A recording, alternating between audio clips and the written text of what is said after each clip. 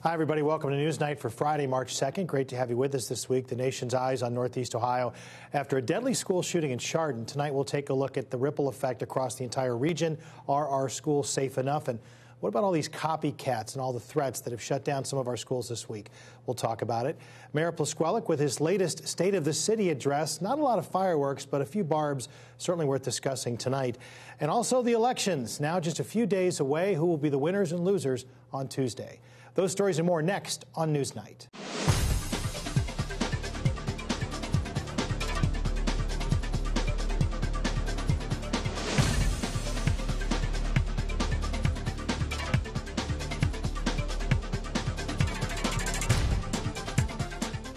A lot to talk about this week, so let's meet our panel. Great to have with us Ed Esposito here this week from WAKR. Great to welcome Stephanie Warsmith here this week from the Akron Beacon Journal. And also good to have Steve Hoffman along this week also from the Akron Beacon Journal. Of course, the nation's eyes, we're talking about Chardon. Of course, all of us were impacted by Chardon, our kids, our families. But big picture, what has it done to our local school districts when they see something like this happen so close? How do they respond? Where do we start?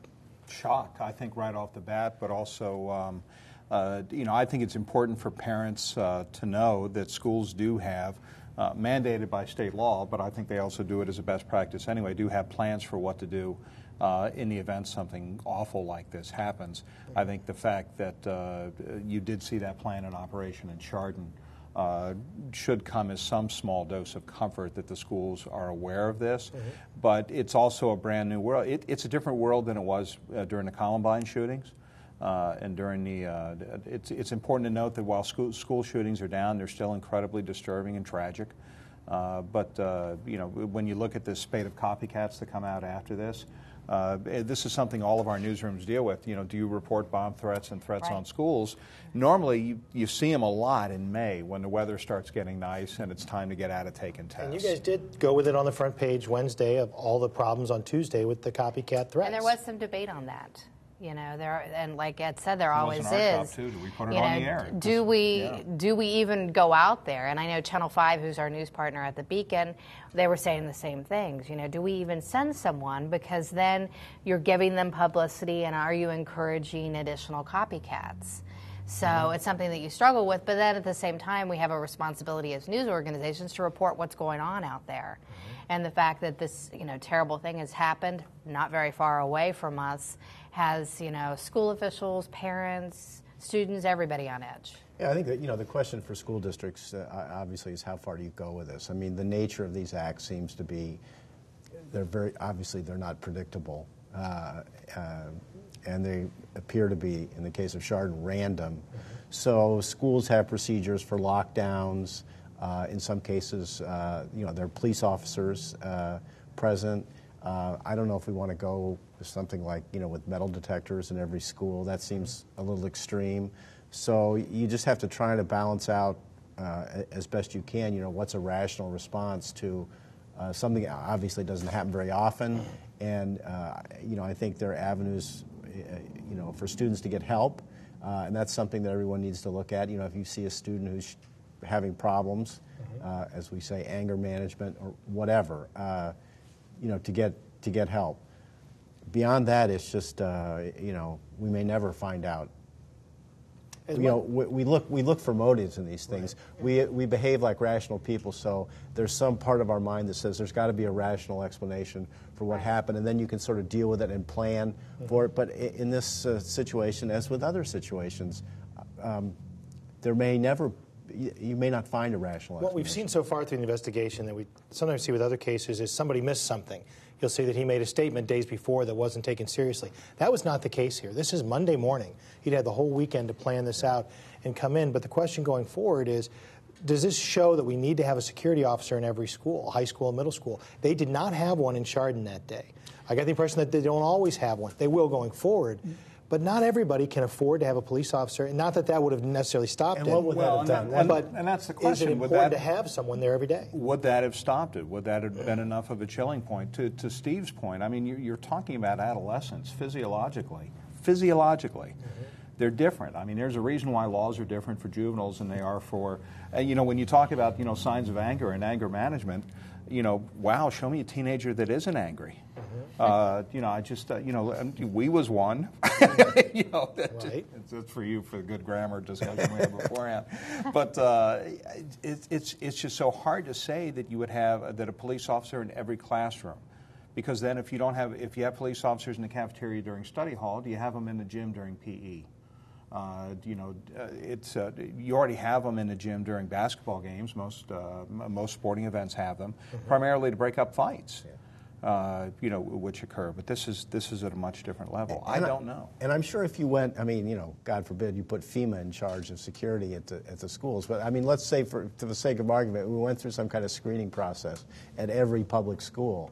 I think there would very likely be parents and students who would be upset with that, as there are people who are upset with the airport security. Right. You see little old ladies, from Dubuque who are flying to see their grandchildren patted down by security people. It's like, what are we doing here? And I would think there'd be the same reaction if we went, too far the other way. I was talking to one school security expert out at the scene, and he says that, schools go through lockdowns, but it's very cosmetic. They'll do it during homeroom, when all the kids are already accounted for, or they'll do it in the last period of the day. And then if they really want to see if it works, they should do it during the middle of lunch, when kids are all over the building and just have to go into whatever room is close by, then see how long it takes to get accountability and find out. And that would be a much better barometer. And this happened during a very busy time of the day. But in regards to these lockdown procedures, do we need to have some kind of state guidelines that make sure that everybody practices these things? Because right now, it's really up to each district what they want to do. It's up to them what they want to do, but it's important to note they do have to file their plans with the state. They do have to have something on file. They do have to have a kind of plan to do that. In terms of having some wide mandate, how do you do it so it impacts every school? The fact of the matter is, we talked about this in the newsroom. God forbid, knock on glass, school shootings seem to happen in mostly suburban or rural schools. Is it a function of the rural nature or the suburban nature of the school, where the violence, actually school is a respite in the inner city, from violence like this, and I realize this is a stereotype. But how do you come up with one plan that applies to all different schools when they all have different layouts of their buildings? When well, they do drills now for fires, for tornadoes. Maybe Green did the drill. Maybe that was their argument for getting the kids out on Tuesday. Are the school districts a little, for lack of a better phrase, gun shy now? That every threat they've got to evacuate the whole building because of what we've just gone through. Even though sometimes they can just tell this is not something with real credible. I think that backing. Yeah. To your point of with the copycats, unfortunately, yes. I think you have to react to threats, and in terms of the media reaction, it's a story, and you can't. To me, you can't sit around and wonder too much about the possible impact your story might have. Because then you will never do anything. I think you gotta, the schools got to do what they have to do, and I think the news media, likewise. And if this was happening, if this was happening over and over again, let's say you had a high school where some kids had really gotten out of control and they were scribbling threats on the wall, every Tuesday or something. Well, after a while, I think the media would quit responding, and the school district might begin to think twice, maybe, or adopt some alternative plan or something rather than evacuate the whole building. But you have to take it in the context of what it comes into. Right now it's we're not the only game in town in terms of communicating a message anymore. Sure. What happened in Green, especially, and I know we're probably going to go off and do this online, but what happened in Green was interesting because there was a huge social media component with parents and kids reaching out to other on public social media, on Twitter and Facebook, where you were getting a lot of calls. Your newsroom was getting them, we were. At this point, the story is the fact that the Green kids were evacuated, not necessarily that they found a threat, although also this week Ravenna found a threat that was deemed non-credible, and we still reported it. That's a good point. At some point, the mainstream media needs to weigh in precisely because people are getting all this information through the social media, which is totally unfiltered. Right. People can say, people can obviously send any kind of message that they want. Yeah, I want to talk about where that goes as we move the conversation now to newsnight.net. For more NewsNight content, including extended discussions, full interviews, and the chance to speak your mind about the issues, join us online at newsnight.net. One thing that's predictable about Mayor Plusquellic's State of the City addresses is they are unpredictable. Stephanie, this one, really no big barbs that really lend themselves to the whole town talking. But did he really say, if you like drug dealers, don't support the school levy? He did say that. That to me was the most memorable line. So was that part of his speech, or was that? No, that was an answer to a question in the Q&A that followed. And the question was, should people support the school levy? And so the point that he was making was that, yes, you should. And, we need to educate our kids well. Mm-hmm. And if we don't, that they can end up dealing drugs on the corner. Okay. Did it get a response from the audience? At least they understood the levity of it, I take it? I think they did. There was a lot of chuckles. And, afterward I talked to Curtis Walker, one of the school board members, who mm-hmm. said that they really appreciated the mayor's response, and his, really unequivocal support for the levy, which he has normally provided. So, but, that was probably the most memorable line in the speech, in his remarks. And so he did take just a quick stab at his opponents from the election last year. And then he also, again, as he had last year, took aim at the Republicans at the State House for getting rid of the local government, well, I should say scaling back the local government support, which is hurting Akron and many other communities all across the state. This morning's article, you focus on this nuisance patrol initiative, which Ed's chomping at the bit to share is not a new announcement from the mayor's office. That really was the biggest announcement from his speech? I thought so. I mean, I think that people in the communities definitely care, when the neighbor's grass is too high, or, somebody down the street's got junk cars in their yards. And so I think this is something that people really see out there and really care about.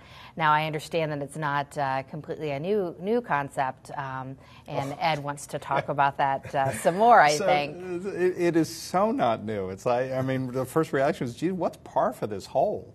I mean, it's. I just went back on the city's website, and typed in the word nuisance in a search, and up pops the 2008 State of the State, and up pops the 2009 news release, and up pops the 2010 State of the State reference and news release. Up pops 2011.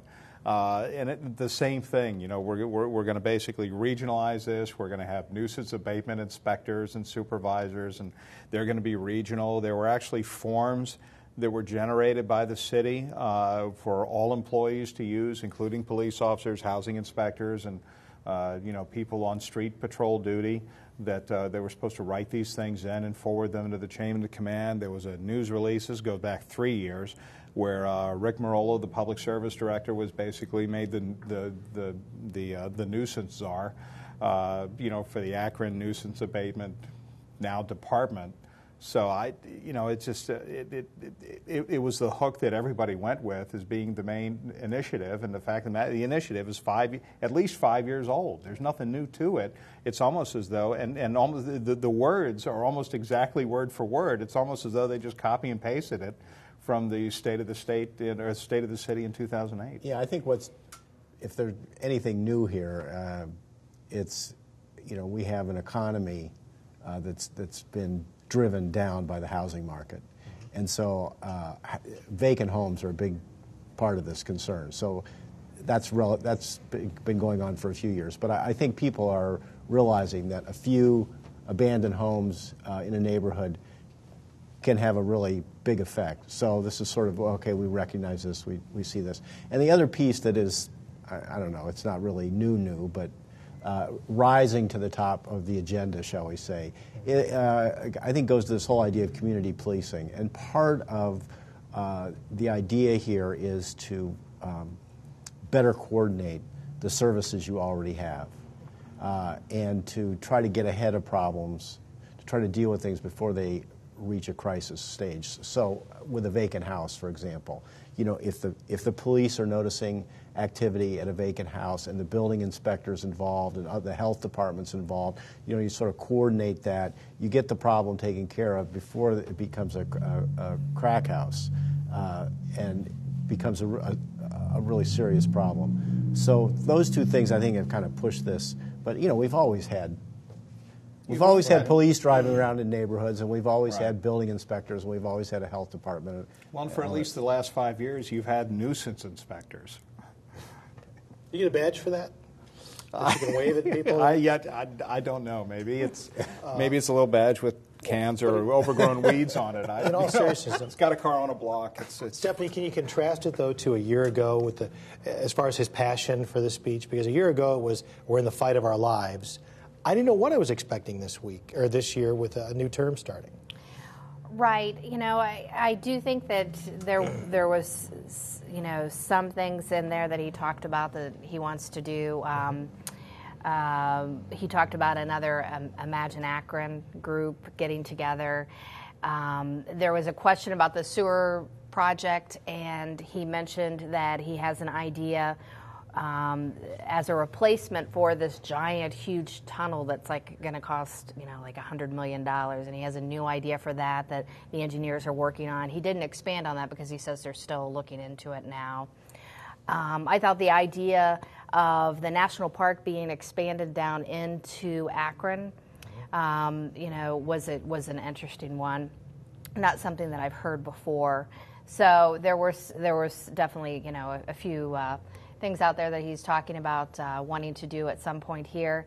And obviously he's won the election, and so he's in there, and so he isn't in, you know, the grand fight. And so, any discussion of the union? Did he mention unions and those kind of things at all?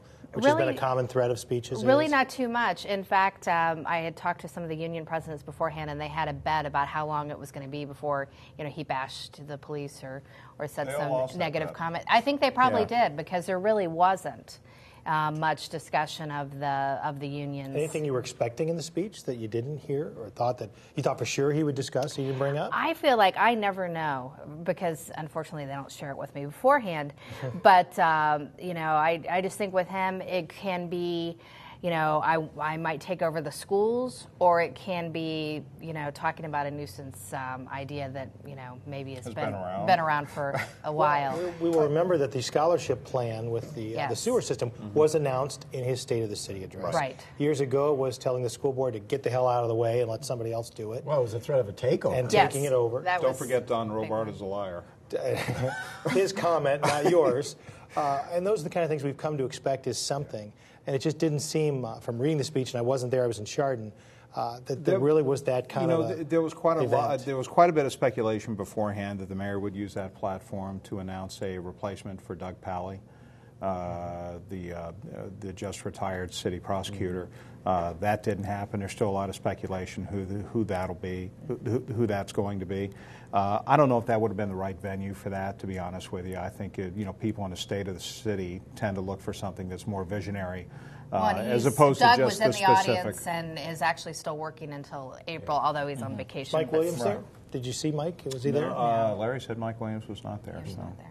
Yes, the State of the City speech, like State of the State speech, whatever, State of the Union speeches, they should be policy speeches. Our governor doesn't seem to quite get that, but as we talked about on this show, yeah, it's not the place to say I'm you know, rearranging the law department or something. Well, it's not often that the State of the State speech has more fireworks and memorable quotes than Don Plusquellic's State of the City address in the same year. It was pretty tame. That certainly happened this year. Yeah. We'll see if it becomes a tame year, and continue to talk about those events and more here on Newsnight. On NewsNight.net, we cover a broader range of topics than we can on the air in 27 minutes. Be part of the conversation on our Facebook page and at NewsNight.net. Election day is finally almost here. We've been talking about it for a few weeks. Rick Santorum, as we look at the big picture first, I was in here 2 weeks ago into Akron. I haven't seen any of the other GOP candidates really swinging through town. How is that going to play out, you think? Romney was up in Cleveland. Santorum's back this weekend, I think, in Lake County and up in Willoughby. Right, they're both going to be here. They're both going to be here this weekend. It's kind of unusual because you know, Ohio shifted its primary in presidential years, has shifted it in the past back to May. or back to March, I'm sorry, in presidential years instead of May, and nothing happens. We've been doing this, I forget how long, we've been doing it for a long time. Now, actually, it's kind of interesting because in the Republican primary, it does seem to matter. So you got this mad scramble of candidates trying to visit, and the ads and the robocalls and everything else. It's going to be an interesting night. I mean, I think the analysts have been looking at Ohio and Tennessee as places that are important for Romney to win, that would be decisive for Romney. Quinnipiac University has been polling likely Republican voters. Their latest poll shows a tightening race as we head toward Election Day. And I don't know, I mean, my experience is that, when the momentum starts the Friday before the Tuesday, that's what you got to kind of look at. And so if the race is tightening, it'll probably continue to tighten through the weekend. So at this point,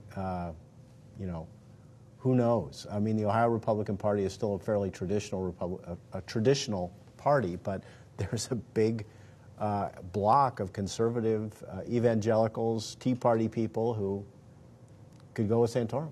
And it might be a last day thing too. I know, statewide the early voting is significantly lower, but then most experts will tell you Democrats tend to vote early, not Republicans, not evangelicals, not conservative voters, as you would point out on that. I also think there's an interesting mix here because it is Super Tuesday. It's not just Ohio and maybe one or two other states. You don't see a lot of Gingrich here because Gingrich obviously has to build the sandbags around Atlanta because Gingrich needs to take Georgia or he's done pretty much. Ron Paul is just a guy that's out there keeping his base together, but he's not being very aggressive. I don't even know if he's been in Ohio with any major events. It's still a Romney-Santorum lead. If you look at the delegate count, it's surprising. Santorum has more. Santorum alone could beat both Paul and Gingrich right now. Gingrich and Paul don't have the combined delegates, but Santorum is still a threat to Romney. So I think that'll be interesting. But you have Georgia, Oklahoma, Virginia. You do have some delegate-rich states. Massachusetts is kind of a write-off. But it's definitely, as you were saying, Ohio is a nice plum, but it's not the only one in the basket. I just keep replaying in my head Newt Gingrich 5 weeks ago telling the networks there is no scenario where I'm not the nominee. He was that confident it was all going with him, and it hasn't since then. As we start to look at the local races, what are the races each of you are really keen on to watch Tuesday night? I think the Summit County Sheriff's, the Democrat race, is very, very interesting.